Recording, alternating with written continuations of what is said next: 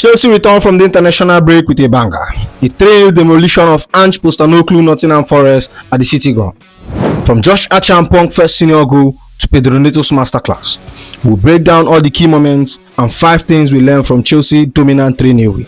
But before we dive into 5 things we learned, first of all, if you are new here, welcome to the channel.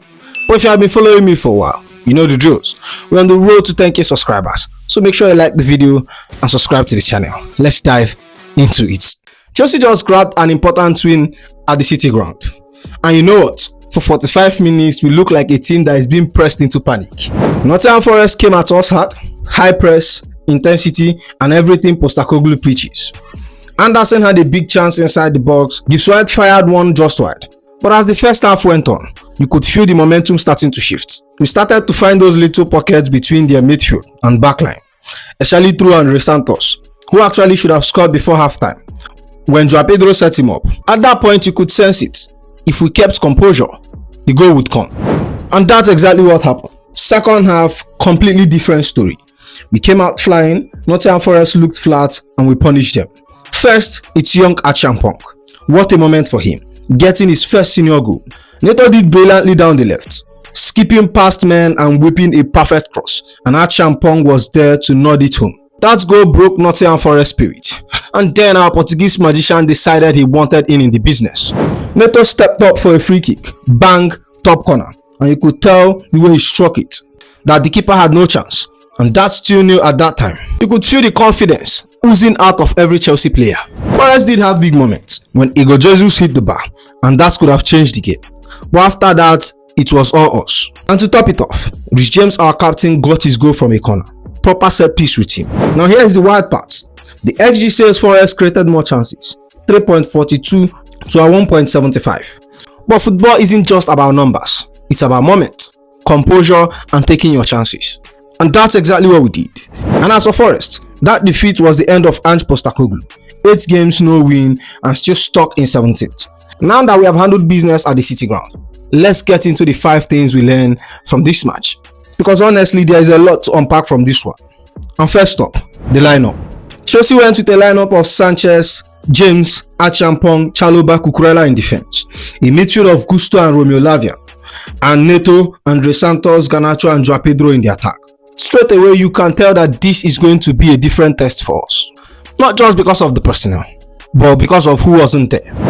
For the first time since Christmas Eve 2023 against Wolves, Chelsea named a Premier League 11 without Moses Caicedo. That's huge because he has been our midfield engine, our balance, our security, and the start backs it up. We hadn't won any of our last 5 games without him starting, 2 draws and 3 losses. So walking into this one, there was definitely a bit of concern, especially with Enzo Maresca not being on the touchline. Serving that match suspension for his Liverpool celebration, you could feel his absence, that calm tactical presence we have got used to seeing. But before the game, Maresca made headline with some important team news. He said Fineboypapi will be out until December with a muscle problem, and he added that Chelsea hope the estimated 6-week time frame will be the Kopama return to play. And when he was asked about the 1-match touchline ban and a 8,000 fine from the FA after that celebration against Liverpool, he said, I'm quite happy to accept the consequences after that goal. You have got to love that. That's pure emotion, and that's a manager who fully bought into what you are building. Now back to the lineup. One of the biggest talking points was Romeo Lavia, finally making his first start of the season. It's been such a long road for him, dealing with setback after setback, and to finally see him start was a massive moment. He played 45 minutes, dropped a 6.8 rating, but those numbers quietly impressed. 37 touches, 30 out of 30 accurate passes, 2 out of 2 successful long ball, 3 ground duel ones, 1 interception, 1 tackle. He kept things simple, moved the ball quickly, and showed glimpses of what he can really bring when he's fully fit. Control, tempo, and composure. You can see why Maresca loves him so much. But unfortunately, there is one downside.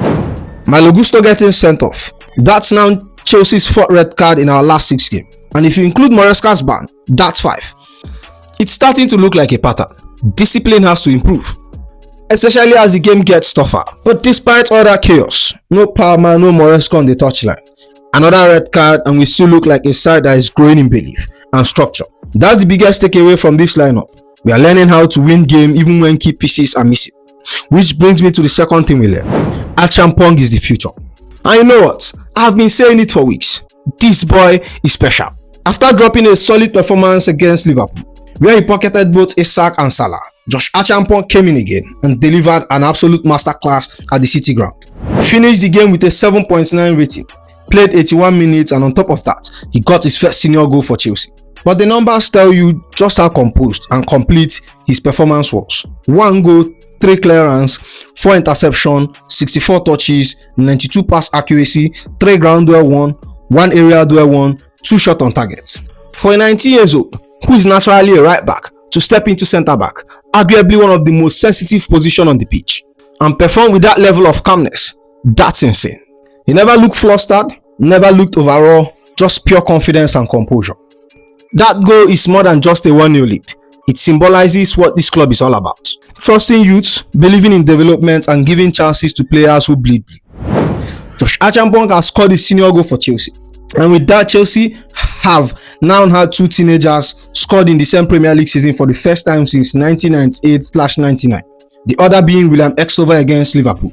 That's history right there. 2 teenagers stepping up in massive moments. Both part of the new generation that is redefining what it means to play for Chelsea. Acheampong isn't just the future, he's the now. And if he keeps developing like this under Enzo Maresca, we might just be looking at our next long-term defensive leader. Now to the third thing, Pedro Neto's masterclass. Let's talk about Pedro Neto, because this was his game. He has been under the microscope lately. A lot of fans talking about his end product, his final ball, and asking if he's really the guy to take us to the next level. But today, he silenced every bit of that noise. Neto assisted Josh Acheampong opener, a perfectly weighed cross that begged to be finished, and then took matters into his own hand, scoring a brilliant free kick to make it 2-0. That's leadership, that's confidence, and that's quality. He dropped a 9.3 rating, 1 goal, 1 assist, 45 touches, 79% pass accuracy, 4 key passes, 3 accurate crosses, 2 shots on target. For a player who has been doubted for not finishing his chances or being decisive in the final third, this is the kind of performance we have been waiting for. He was electric down the left and the right. Every time he picked up the ball, you could see something is about to happen. But here's the thing, consistency. That's the key question with Pedro Neto. We all know how good he can be. The talent's never been in doubt. The problem have always been, can he keep doing it week in, week out? And honestly, if he can build from this, keep adding goals and assists to his energy and drive he already brings, then we might have a complete winger on our hands. Fun fact too, this is the second time in his Premier League career that Pedro Neto has both scored and assisted in the same game. First versus Southampton in the 2024/25 season, and this is the first time he has done it away from home. That says it all. Neto didn't just perform, he showed personality. Away crowd, no Maresca on the touchline, and he still stepped up.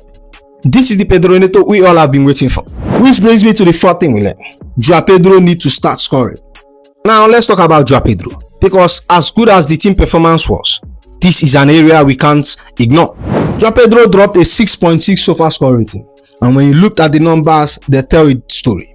0 shot on target, 1 out of 4 successful dribbles, 55 touches, 2 key pass, 74 pass accuracy, and 1 big chance created. There's a lot of positivity there. His link-up play, his creativity, and the way he drifts between the line. But then come these damning stats. João Pedro hasn't registered a single shot on target in the last 6 games. That's worrying.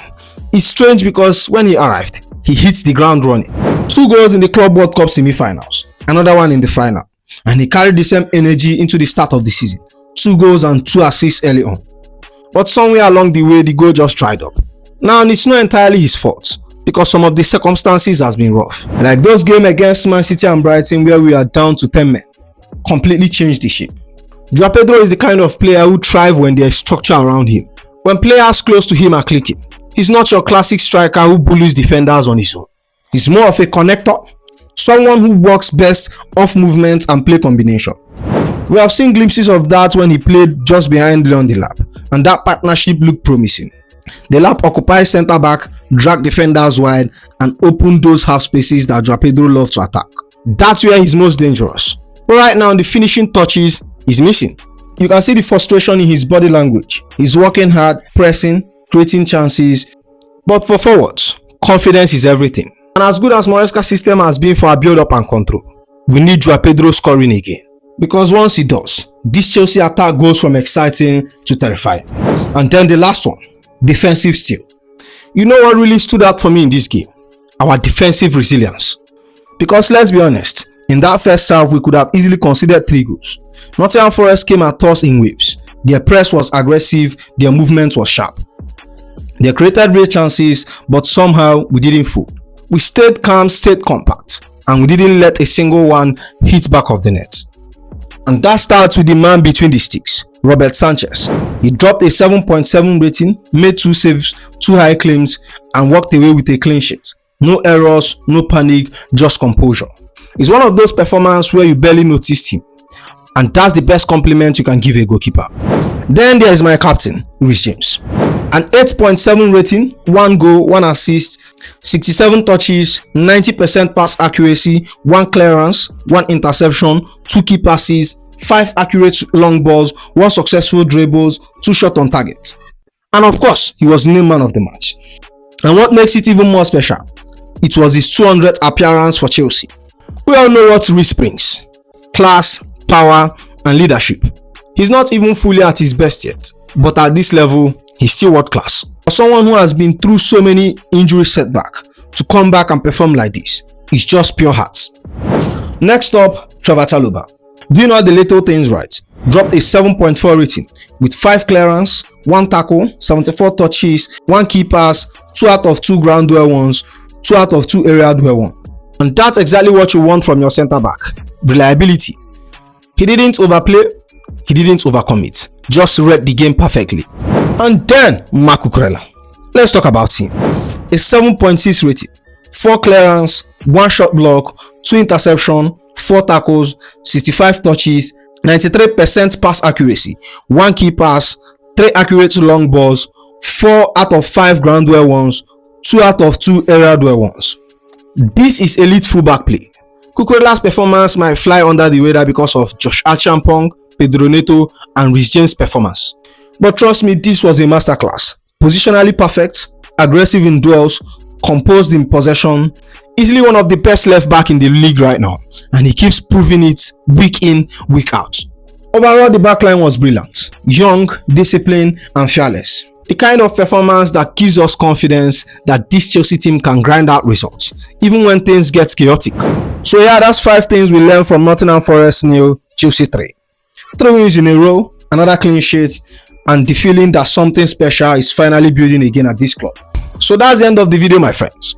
Make sure you like, comment, and subscribe, and I'll see you in the next one. You go be.